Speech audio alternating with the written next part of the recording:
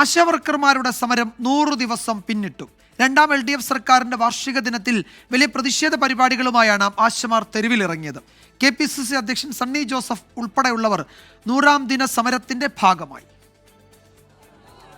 രണ്ടാം LDF സർക്കാർ ആഘോഷത്തോടെ 5ാം വർഷത്തിലേക്ക് കടക്കുന്ന ദിവസമാണ് ആശമാരുടെ അസാധാരണ സമരം 100 ദിവസം പിന്നിടുന്നത്. 100 പന്തങ്ങൾ കൊളുത്തി തലസ്ഥാന നഗരിയിൽ ആശമാരുടെ പ്രകടനം.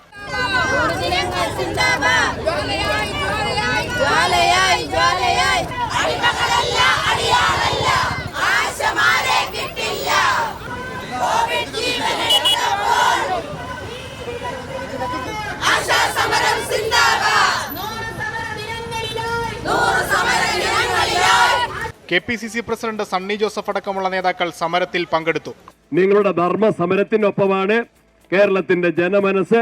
കേരള സർക്കാരിന്റെ ധിക്കാരം അത് ജനങ്ങൾ സഹിക്കില്ല. നിങ്ങളോട് കാണിക്കുന്ന ക്രൂരത, മഴയത്തും വെയിലത്തും നിങ്ങൾ ഇവിടെ അനുഭവിക്കുന്ന ഈ ത്യാഗപൂർണമായ പ്രയാസങ്ങൾ അവഗണിച്ചുകൊണ്ട് നിങ്ങളിവിടെ നടത്തുന്ന ഈ ധർമ്മ സമരത്തിന് വിജയങ്ങൾ ആശംസിക്കുന്നു.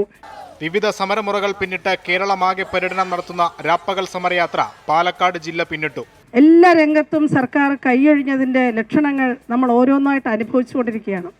അതുകൊണ്ട് ഞങ്ങളുടെ ഈ സമരം കൊളുത്തിവിട്ടിരുന്ന ഈ ജ്വാല മറ്റെല്ലാ രംഗങ്ങളിലും ആളുകൾക്ക് അവകാശങ്ങൾക്ക് വേണ്ടി പ്രതിഷേധിക്കുവാനും നമ്മുടെ ജീവിത സാഹചര്യങ്ങൾ മെച്ചപ്പെടുത്താനുള്ള അവസരങ്ങൾക്ക് വേണ്ടി സംഘടിക്കുവാനും കക്ഷി രാഷ്ട്രീയത്തിന് അതീതമായ ഒരു മനുഷ്യപക്ഷം, ഒരു ഹൃദയപക്ഷം ഈ സംസ്ഥാനത്ത് ഉണ്ടാക്കിയെടുക്കുവാനുള്ള ഒരു ഭഗീരഥ പ്രയത്നം കൂടെയാണ്. അത് യഥാർത്ഥത്തിൽ നടന്നുകൊണ്ടിരിക്കുന്നു. സർക്കാരിനെതിരെ സമരം ശക്തമാക്കി മുന്നോട്ട് പോകാനാണ് ആശമാരുടെ തീരുമാനം. 24 തിരുവനന്തപുരം.